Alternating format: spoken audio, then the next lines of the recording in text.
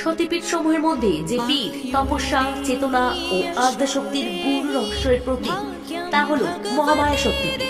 এই পবিত্র স্থানটি অবস্থিত জম্মু ও কাশ্মীরে পেহেলগাঁও অঞ্চলে পবিত্র অমরনাথ গুহার কাছে, তুষারাবৃত হিমালয়ের উচ্চতায়।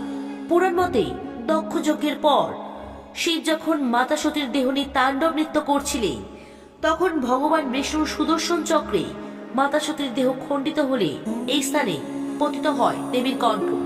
এই কারণে এই পীঠ বাক শক্তি, প্রাণ শক্তি ও অন্তরের জাগরণের প্রতীক।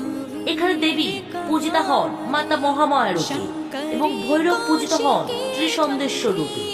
অমরনাথ শিবলিঙ্গের নিকটে অবস্থিত হওয়ায় এই স্থানটি শিব ও শক্তির অদ্বৈত মিলনের পবিত্র ক্ষেত্র। সাধারণত জুন থেকে আগস্ট মাসে অমরনাথ যাত্রার সময় ভক্তরা এই শক্তিপীঠে দর্শনের সুযোগ পান। বিশ্বাস করা হয় মহামায়ার দর্শনে মন হয় স্বচ্ছ, জাগ্রত হয় অন্তরের কণ্ঠস্বর এবং আত্মা সংযুক্ত হয় উচ্চ চেতনার সাথে। কমেন্টে অবশ্যই লিখবে জয় মা।